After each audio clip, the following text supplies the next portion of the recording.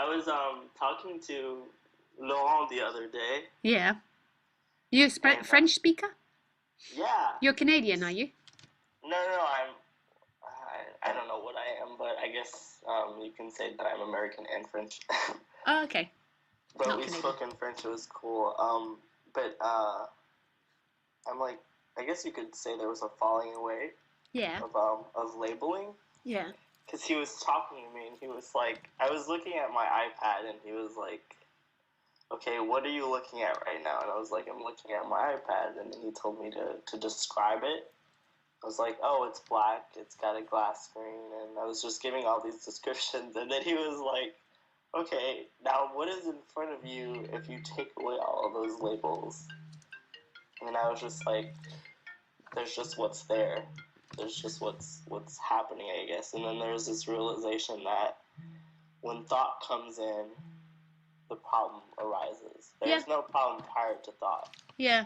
And the thought becomes an energetical thing. Like, it becomes not just an empty thought. If it was an empty thought, it really wouldn't mean anything. But it Right. becomes with all these energies as well. And the the problem is it's taken as serious. There's nothing wrong with thought as a way to help book tickets or doing the taxes Yeah, or as a tool. practical, but it becomes a reality. It's like what you see isn't what is. What you see is a computer, which is like your interpretation or an interpretation of what's actually happening. And when you see a computer or a iPad, then there's a you there seeing it, and the separation becomes, but it becomes like an energetical thing. Like Yeah. there's the computer, there's me. And there's never a problem. There's only a problem when thought is believed, when you actually believe that Yeah, there is someone there to help or there is something to do. There's nothing to do. It's thought. yeah. It's the function of thought coming in But saying, there's not a you there that could believe it or not. Either the thought comes up with belief or without belief. It comes up with an energy of this is true or not. There's right. not someone that could not believe it. That would just be another thought. But in the it's a movement of energy, and it either stops coming up with importance and with truth, and sometimes, and a lot of the time, it's not coming up with importance and truth. Like this is the way things are. Well, but that's the thing though. I mean, there's no one there to believe the thought, Yeah. but I guess there's the recognition that the thoughts are coming, but there's no value in the thoughts. No, There to be they're someone not there. actually describing anything. So when you think you've got a problem, it's not really describing something. Firstly, who would that you be?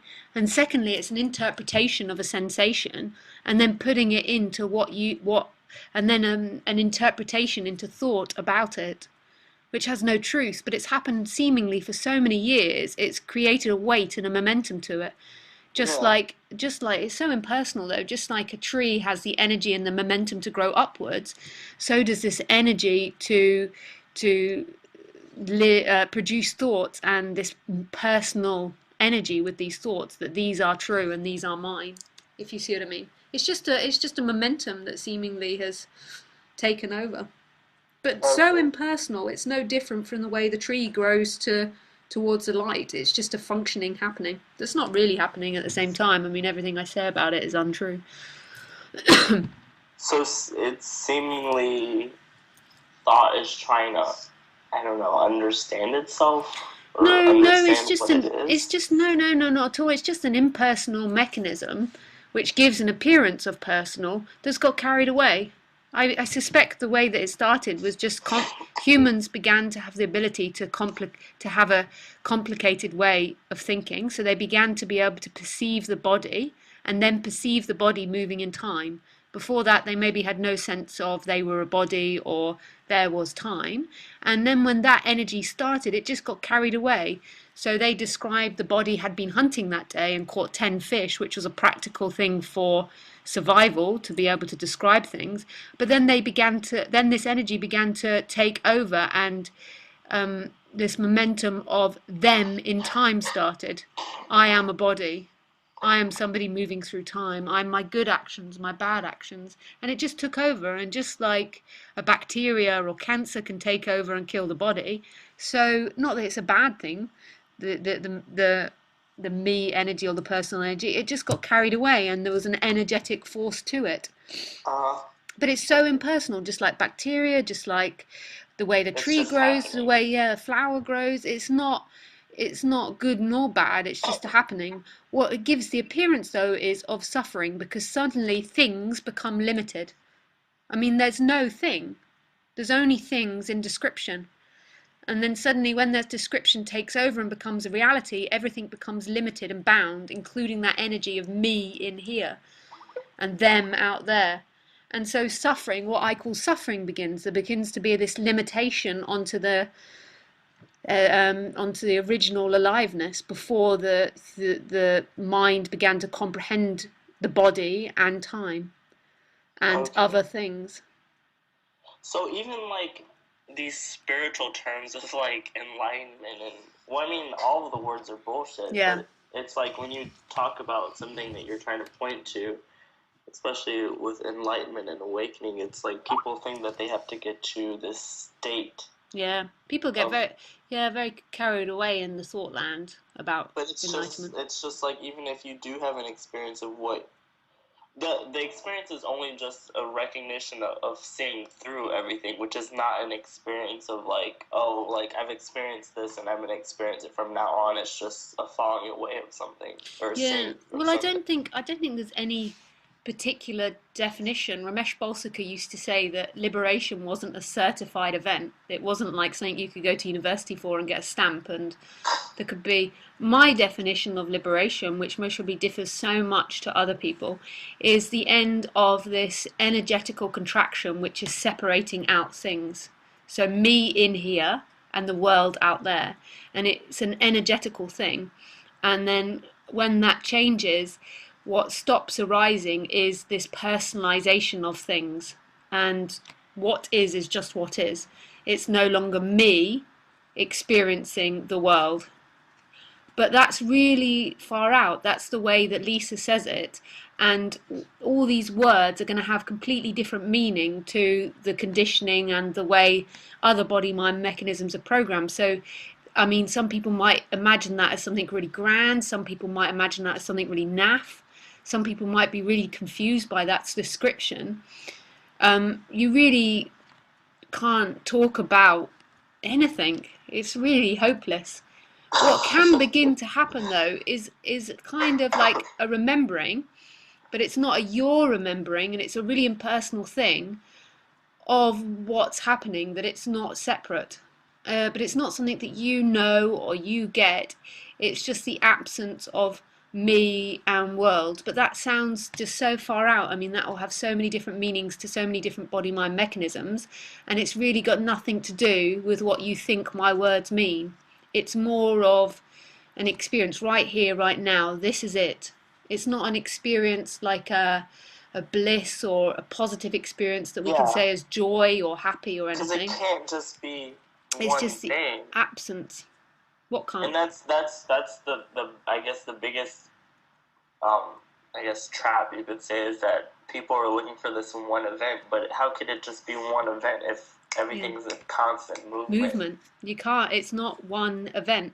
What happens though, and this is just Lisa's description, and it's a really naff description of it, but it might resonate in somebody, my mechanisms, is that the one that's holding on to certain things being you, more you, the one Uh-huh. that's trying to hold on to appearances and say, I am my story, I am this body, I am bad, the bad things that have happened to me, I am my house, I am my car, disappears, and then things just move naturally. They just come and go, which you could say is an experience. You could also argue it isn't an experience. It's an experience is in the sense of um, it's still everything happening, but in another sense, you could say it is an experience because it's not one particular experience.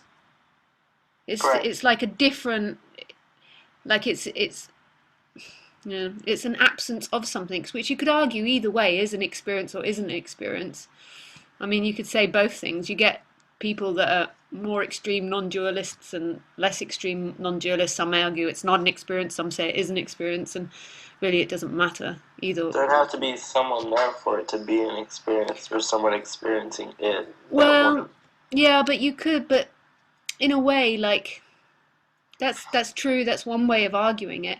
But in another way, it is a change from something that's holding on to things to the end of that something holding on to things. Okay. And then it's just things coming and going, coming and going. And you can argue either side. That's an experience or not experience. It doesn't really matter. You could get stuck in arguing all sorts of things. It's Yeah. just an absence of something. And we get so carried away because the person can only imagine something. So it imagines liberation as bliss. It imagines liberation as pleasure. It imagines liberation as a certain thing, but you can't see liberation. It's just an absence. And how can you see the absence? Right. It's Okay. it's just who would see the Yeah. Okay. absence? That somewhat kind of makes sense. But everything I say or anyone says really screws it up in a way because it gives the appearance that non-duality can be found in words, which it can't. We cannot find this in words. It's what's actually happening. Right, because it's only Words, yeah, it's just a pointing which is to. subjective to each body-mind mechanism and each conditioning as to what they mean. They mean Right. nothing. Nothing. The I love this subject. It's the biggest head fuck because you I can't find can it in tell you words. love talking about this. Yeah, I do. Because you're just like, just so you know, everything I'm saying is bullshit, but. You're about bullshit. Bullshit. Yeah. Something that's really fascinating that you talked about, or you put this up on your blog, Sam Harris, the free will video. Yeah. That's just something.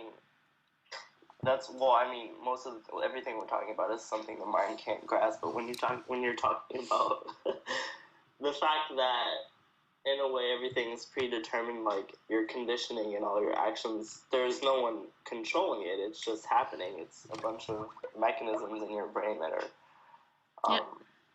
causing you to do the things you do. But And it's not even your brain, it's just brain appearing with reactions happening. It's so impersonal. It's just chemicals flying funny around. because it's like it's unsettling, but it's also a relief because Yeah. it's like if I do something that pisses someone off, it's like Yeah, it's got I nothing. didn't really do it; it just happened. Sorry, Yeah. but at the same time, you're like, I'm so sorry, I didn't mean to do that. Yeah, the body mind mechanism is always going to be found guilty, but there's nobody actually guilty in the body mind mechanism. Like the body mind mechanism, if it treads on a dog or a mouse and kills the mouse or whatever, Yeah. or runs it over, it will be held guilty. But there's nobody in there that's actually guilty. It's just an impersonal happening, and it's all one movement. It's not. There's no point. It seems like the body ends at some point, but if you were to get a microscope and look deeper and deeper into it, you would never find the edge of the body. It's all one thing happening. The body and the air are one movement. Everything is one movement. Yeah. And then thought comes in and Separates everything. Yeah. What was I gonna say? Crap. There's a lot of science coming out now talking about free will, and there's a recognition that there really isn't, or free will is an illusory thing, and I don't really think people really get what that entails on an intellectual level, because I feel like people will just say, "Oh, we don't have free will," but then that would imply that there is no one choosing. Yeah. I know it is really huge, and it's coming out more and more. I was talking to a lawyer recently, and they were saying that the law is beginning to become more difficult because lawyers in court are arguing more and more it was a chemical reaction in the brain. Yeah. And the more and more they argue it's a chemical reaction in the brain, the less guilty they can find someone.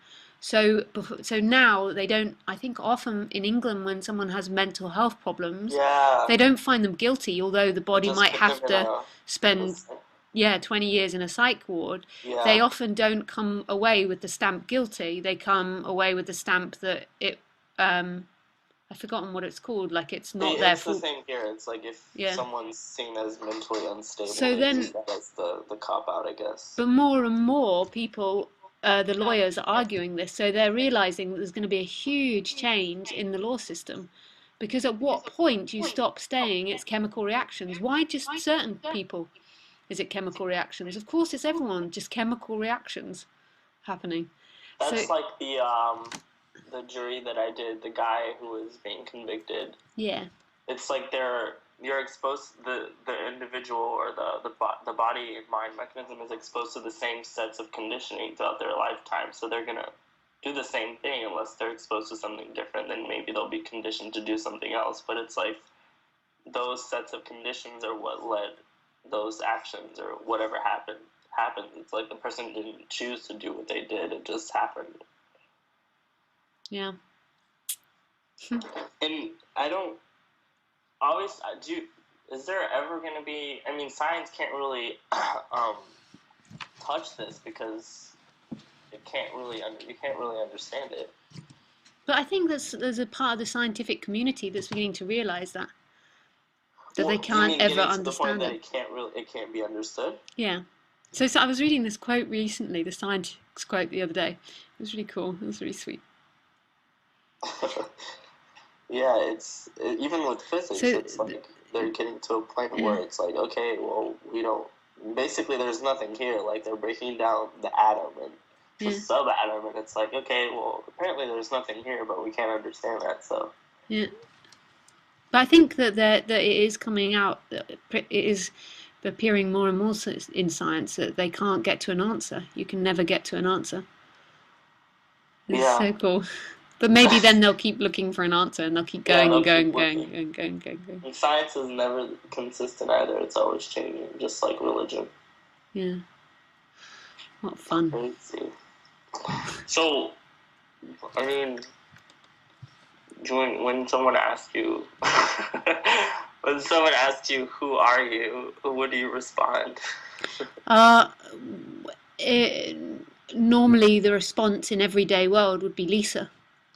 The body would reply. If you're like talking to someone about this stuff. It would be, you can't see my facial reactions, but it's unanswerable. I mean, it's just unanswerable. It's just big. I mean. That's your answer. It's yeah, it really is. You can't name it. Even saying you can't name it, but it's so free. The nature of everything is so free. It was only ever language that limited everything, and then it became an energetical expression. Everything is free because it's not a thing. A thing is made up. There are no things. It's crazy how people really think that they're, especially when I think one of the primary things that gets people to believe that they're this separate individual is the body. Yeah. Like they really believe that they're the body, but that's the first thought. I am the body, and then they can describe the body in time, and then they keep repeating, "That's who I am, someone in time." Yeah. And that's the first illusion. But what seems to be happening now, which is so amazing, is I meet numerous of people or body-mind mechanisms where that's fallen away, and then intellectual thinking carries on, which is amazing. The body can still produce intellectual thinking, but there's no longer an identification with that. It's just a happening in freedom, which I meet so many body-mind mechanisms now that are absence of something, that have lost something. Even in language, it's so confusing because I say I, and who's that I? Who are we actually talking about? Right. I mean, it's just like and you could argue on both levels. You could argue on the body, or you could say nobody. But language really makes it confusing. Especially because I did this too. I was doing the self-inquiry, and it's like it was saying you're not. There's no I that's willing the heart to beat or the blood to circulate in your body. It's just happening, and then you're just sitting there like, what's going on? Like, why is my heart beating? I'm not choosing to do this. It's just happening. Yeah. It's crazy. Okay, it's crazy. Whereabouts in America are you, Julian? Chicago. Okay.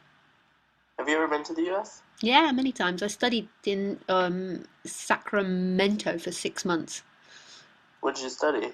Anything I liked. I just did an exchange with my university, and they just said you can do anything. So I did. You have weird things on your curriculum in America, so I did like volleyball, really bike riding. Here we have to take like gen eds and stuff. Yeah. I did all the silly ones. I did drumming. I did sewing. I learned how to Did sew. Did you go to uni in England? Yeah, in London, yeah. Okay. So I did Oh, it cool, cool. exchange for 6 months. It was fun. Yeah, it's America's a lot different. Yeah. It's a lot different than Europe, especially France. France is like, I don't know, especially in the South, it's a lot more laid back. People aren't kind of chasing after money and jobs. Yeah. Cool. Well, thank you. Thanks for answering the call. My pleasure, Julian. Thanks for calling in. I always love speaking with people. It's much nicer live. Yeah. All right. Well, I will talk to you later. Thanks, Julian. Bye. Bye.